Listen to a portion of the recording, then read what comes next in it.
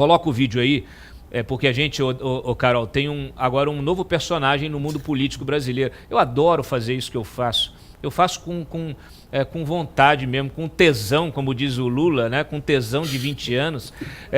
Porque é o seguinte, a nossa política ela é uma delícia, né? É uma fauna.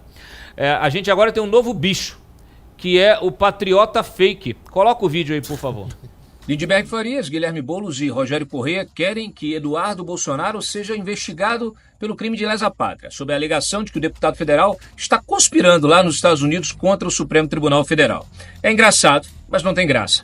Há muitos anos eu descrevi exatamente assim os crimes cometidos por Lula ao usar o dinheiro do trabalhador via BNDES para financiar obras de infraestrutura em países da América Latina e da África. Fartamente documentado, o esquema envolvia o superfaturamento dessas obras, segundo o TCU, em até 50%, e o desvio de recursos para offshores que serviram para pagar propina e para fazer caixa de campanha para o PT e seus aliados. Lembro que Gilmar Mendes, ao classificar o regime petista como uma cleptocracia, calculou por alto o caixa petista em 2 bilhões de reais.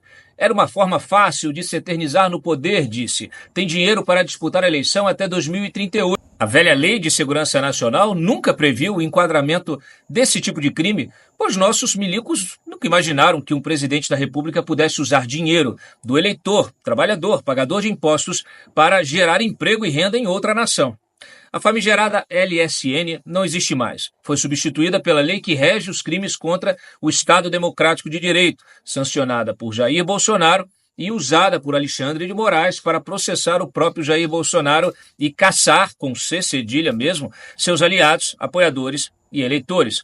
A nova Lei Moraes, vejam só, também não prevê os crimes de alta traição ou lesa-pátria para políticos, ongueiros, gestores e autoridades de todos os poderes que são financiados por ONGs e governos estrangeiros para inviabilizar o desenvolvimento nacional e congelar nosso potencial militar. Também não alcança a entrega de parcelas do território brasileiro a potências estrangeiras, sejam países ou corporações. Então, Cláudio, nada pode ser feito sobre a compra pela Apple de longas extensões de terra no Brasil para compensações de emissões de carbono da sua cadeia produtiva? Ou sobre a venda da maior mina de estanho do país para uma empresa chinesa controlada pelo Partidão e com longo histórico de violações ambientais e trabalhistas? Bom, existem leis infraconstitucionais que podem ser usadas para questionar negócios assim. Os códigos de ética da administração pública e até do legislativo, como os que Boulos, Lindbergh e Corrêa querem usar contra Eduardo Bolsonaro. Existe ainda o Código de Processo Penal. Mas o problema nem é a existência ou não de leis, mas da imoralidade generalizada que impede a aplicação das leis ou que direciona seu uso seletivo contra inimigos políticos e críticos. Afinal, para acusar alguém de lesa-pátria, é preciso antes entender o que é ser patriota. Patriotas só têm uma bandeira e ela não é vermelha. Por favor, pessoal aí da oposição tem que mostrar pro Boulos a bandeira do Brasil, essa aqui, viu? Ô Guilherme Boulos, é essa aqui, tá? Janones, essa é a bandeira do Brasil. Seus patriotas fakes. Olha, Carol, você já tinha visto esse bicho, não? Patriota fake? Eu acho que eu vou concordar ali com um pedacinho da fala do Barroso, que ele fala que democracia tem que caber todo mundo, conservador, liberal. E o que eles estão fazendo é fazendo exatamente uma democracia só para os progressistas, né? E existe uma diferença muito grande em você não ser patriota e você tá defendendo que os abusos que estão acontecendo no STF cessem, né? Eu sou mãe de 2 filhos, essa semana fiz uma publicação que explodiu até no Twitter, fiquei até impressionada, deu 1.600.000 de visualizações, que é sobre a Débora, que pichou a estátua com um batom. E ela tá mãe de 2 filhos pequenos, né? O André pode falar disso melhor que eu. Até você tem tá ali no Código de Processo Penal que você tem que passar para prisão domiciliar, e o Moraes não quer soltar. Agora teve uma segunda mãe, que é mãe de 3 filhos, não tem pai, todos os 3 filhos menores, ela estava solta e agora vai ser presa, né? O Moraes já determinou a prisão dela. Então, esses 2 casos realmente mexem comigo, porque eu fico imaginando os meus filhos, eu que estou aí toda hora em manifestação, inclusive levo os meus filhos para manifestação. Isso é o que a gente está vivendo. Se isso é lesa pátria, se isso é um crime, então o Barroso tem que se decidir ali, né? Porque as 2 coisas na fala dele não cabem. André. Veja, esse negócio de lesa pátria, isso é bobagem. Não sei qual a bobagem maior, do Paulinho da Força ou essa aí. Eu acho que é coisa de lesado, já que a gente está falando de lesa pátria. Mas lesa pátria não é para ser lesado. O que a gente precisa entender é que o que os Estados Unidos estão fazendo é uma reação ao que nós lesamos as empresas deles, as empresas norte-americanas. Esse é o ponto. Veja, o que aconteceu na prática? Na prática, o nosso Marco Civil permite que se exijam dados das plataformas de usuários. Certo, as nossas autoridades podem pedir dados, então, para as plataformas dos usuários das plataformas. Mas é óbvio que isso não significa que você pode pedir dado de residente nos Estados Unidos. É óbvio que você não pode derrubar a conta do cara que está na Ucrânia, que talvez eu acho nem tenha conta. Mas não pode pedir os dados. Imagina só, então eu chego agora, eu sou o Moraes, eu vou pedir os dados aqui. Hoje eu vou pedir os dados do cara da Austrália. Hoje eu vou pedir aqui onde mora para a plataforma a pessoa aqui que mora em Gana. Pô, eu não posso. É óbvio que isso fere a lei dos outros países, a soberania dos outros países. E era isso que estava acontecendo. A gente viu, no caso Alan dos Santos, isso foi nítido. Estavam querendo os dados dele, ele está residindo nos Estados Unidos. Então, a empresa viola os sigilos ali cadastrais de um residente nos Estados Unidos. Teve outra moça que eu chamo Flávia Magalhães, algo assim, é a mesma coisa. Chegaram a caçar, parece que o passaporte dela lá nos Estados Unidos, ou quiseram caçar.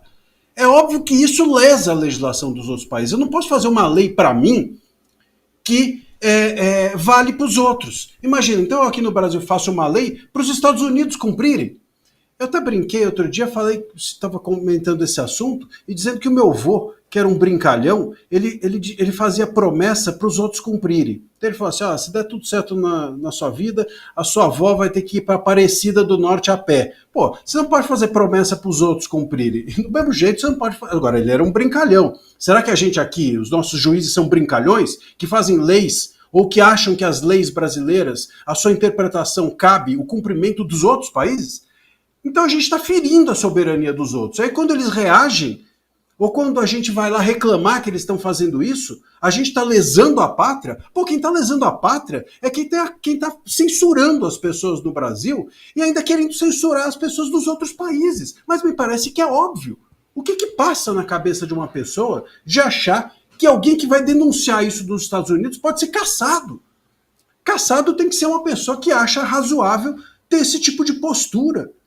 Então, realmente, Dantas, a gente precisa aqui colocar as coisas no lugar, porque é muito discurso, é muito oba-oba, mas a gente precisa acalmar, baixar a poeira e ver quem está realmente lesando a pátria, quem está realmente abrindo as portas do inferno, quem está realmente permitindo que a nossa nação vire uma brincadeira, que a nossa Constituição vire uma piada. E quem está fazendo isso são essas pessoas que apoiam os arbítrios do STF no país. Ari. Concordo em gênero, número igual com o Marcília e vou reportar um raciocínio de um amigo meu, faleceu esse ano, professor de Direito Constitucional, Ronaldo Poletti, que eu tirei do livro dele, Política. O texto ia ser mais ou menos o seguinte, eu sintetizei. Direito não pode ser ideológico e nem expressão de poder. Este é o caminho para a autocracia e o totalitarismo. O fundamental são os princípios a reger a filosofia e esta concluir no direito. O que está se fazendo no Brasil é uma subversão filosófica de conhecimento do sentido direito, do sentido da organização da sociedade. Isso que o Marcílio acolhe. Nós estamos querendo, inclusive, tutelar externamente. Nós queremos dizer que o direito é aquilo que nós imaginamos que seja direito, que é a ideologia A, B ou C. Nós temos que aprender a conviver com os antagônicos, com aquelas pessoas com que nós discordamos, mas de forma direita, ou seja, de forma correta, na base dos princípios básicos que regem a sociedade. Respeito, liberdade. Estão invertendo tudo. Então, eu volto a ler. Direito não pode ser ideológico.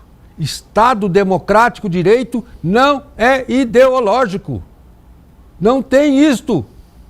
O que o Supremo está fazendo é ideologizando o direito. Isto fere os princípios humanos. Isso já provocou guerras terríveis.